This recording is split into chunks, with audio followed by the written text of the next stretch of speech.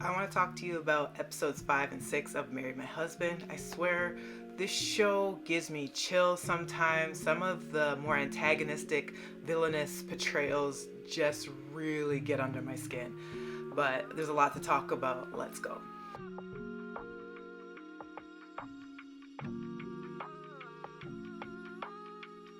Hi, I'm Monique. I am the host of Off by Purple Heart podcast, where I talk to you about K dramas, C dramas, BTS, and whatever else I want. And I absolutely love when episodes can meld my multiple interests in one fell swoop. And there is a BTS connection with Marry My Husband, which I'm going to talk about in a bit. Anyways, to get into 5 and 6, the main thing I can remember from episode 5 that's really, really unsettling to me is Soo-min. I finally learned her name. I think that's her goddamn name. Soo-min, is it? The villain, the psychotic best friend who just seems to get more and more unhinged every episode. One of the things that we learn, and we're getting into spoilers, is that she actually learned Jinwon's handwriting. So Park Min-young's female lead character, Soo-min, actually was able to forge her handwriting, which to me sent chills down my spine. And part of how we found this out was this is like continuation from Ep, 4 with the high school crush and him reconnecting and having uncredited love now for the main female lead, and I believe Jinwon is her name. Jiwon has kind of like left that crush behind, right? She's got a lot of webs to untangle. She's back in the past in 2013. She needs to find a way to sick Soo-min onto her abusive boyfriend to be husband, and she has to play along with it and make him look enticing enough that her best friend, quote unquote, will want to steal him, which is just so psychotic. But the fact that she learned to forge her handwriting is crazy development. I don't know if the webtoon that the character is this goddamn nuts, but I think that's wild that she forged a note essentially telling the crush back when they're in high school that you make me sick. Do you think you're so popular that everyone's gonna fall in love with you? You make me want to vomit. Get the hell away from me. I'm paraphrasing, but that's essentially what the note said to the crush, which is why he had such a strong visceral reaction, because he was secretly harboring a crush on the female lead. And of course, Jiwon had no idea what the hell's going on and is basically taken by surprise, and the whole class reunion kind of blew the whole lid open on the psychosis of her best friend slash narcissist slash sociopath. And to me, what was even more frightening was the follow-up scene where her misogynistic boss basically flings his keys at her and it's like, yeah, go fetch my car. I didn't get a prime parking space. Go find one for me. Which I can't wait till they get rid of the supervisor. Maybe the actor's just doing too good of a job. There's just too many detestable people right now that are in the main cast that we constantly have to see Jiwon having to deal with. It's just annoying. So she does this, even though she's an assistant manager and she doesn't need to be doing this kind of crap. And of course she predicts that her best friend will magically show up waiting for her at the elevators once everything's said and done to quote unquote console her. And I swear to God, it's like a jump scare. The elevator doors open and her friend's face is like that and she has the most sinister look.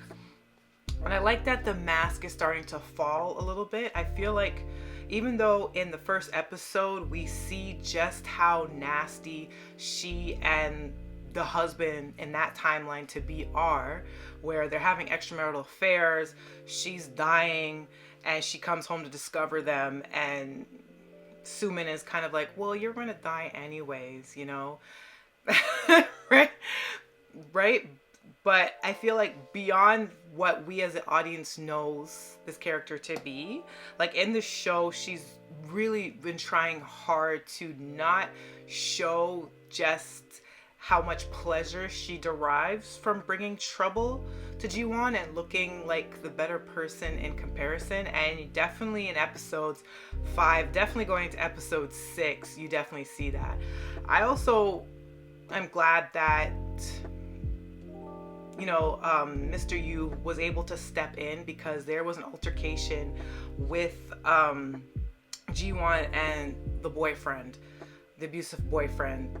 And I don't like that he consistently grabs at her and is all in her face and calling her dummy, this, that, and the third. And I understand that her plan is to continue to be in a relationship with him so that she can continue to build the case for Soo-min to swoop in and steal that. Not that you can really ever steal a man. That man has to be fully willing to step out of his relationship. So there's never any stealing. But anyway, steal the man. But I'm glad that for once Mr. Yoo was able to step in and say, don't keep putting your hands on her. I'm glad he roughed him up. And it was getting to the point where I'm like, please get this man off my screen. Like, he makes my skin crawl. I will accredit the actor. He's doing a phenomenal job.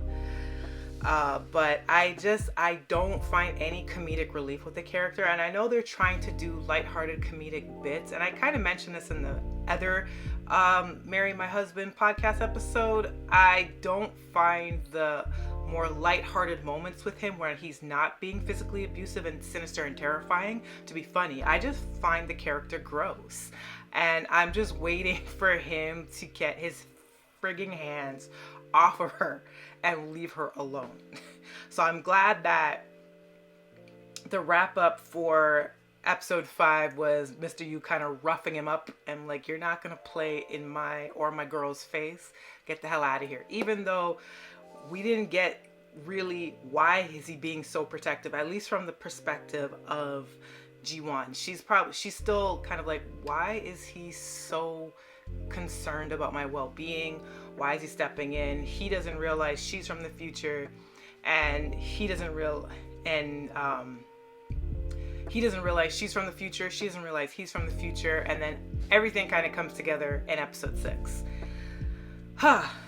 Episode 6 was satisfying for me because it looks like there is going to be consequences for the supervisor, the misogynistic pig, because he was getting on my nerves too and how he speaks to her. And I'm like, how many more episodes are we going to have to deal with this kind of crap? I was really happy that the whole boyfriend thing with her actual work friend was resolved, and we find out that she is the sister of Mr. Yoo. I like that. We are finally getting into the whole defense training, self-defense.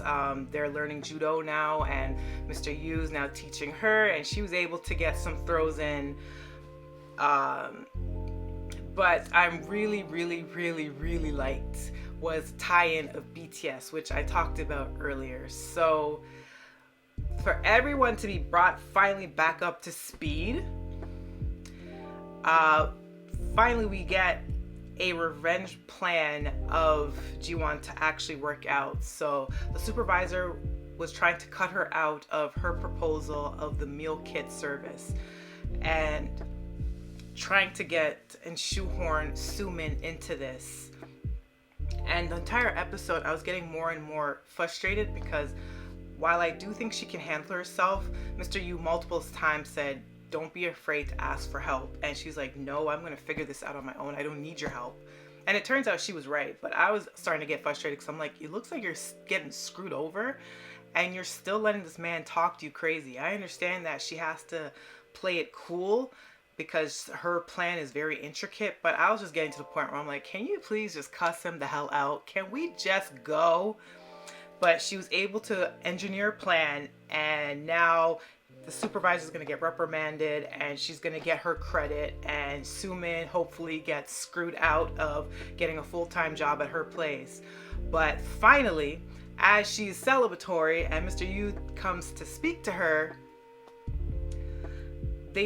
she just happened to be listening to BTS's No More Dream, I believe, on her phone, and they start talking about BTS, and then she let it be known, I actually really like Dynamite, but I'm not able to find it, of course, because they're currently in 2013, and Dynamite obviously didn't release until 2020, the pandemic, and Mr. Yu is like, yeah, well, I'm a big fan of Spring Day. Of course, Spring Day came out in 2017, and the show kind of hammers that over your head, and they both kind of have this realization at the same time, and it's like, WTF? Which I thought was a really cute way for them to kind of be on the same page, because it does look like they're both working for the same goal, and it was getting tiresome that Ji-won is not caught up, and Mr. Yu's kind of left out in the dark, and he's kind of thinking, why is she still with her boyfriend? He's clearly abusive towards her, or he is leaning towards being abusive towards her, predatory towards her. Her best friend, quote unquote, the psycho wench, is really crazy, and it's like, why is she still associating with them? So I'm glad that we're finally caught up to speed and that they can both be on the same page, because that's basically how we left episode 6. And can I just say, as an aside, I think that is just so goddamn cute that that little kitten that she was feeding during her college days, I think it was her early college days, and Mr. Yu happened to take that cat in. I just think that is so damn cute.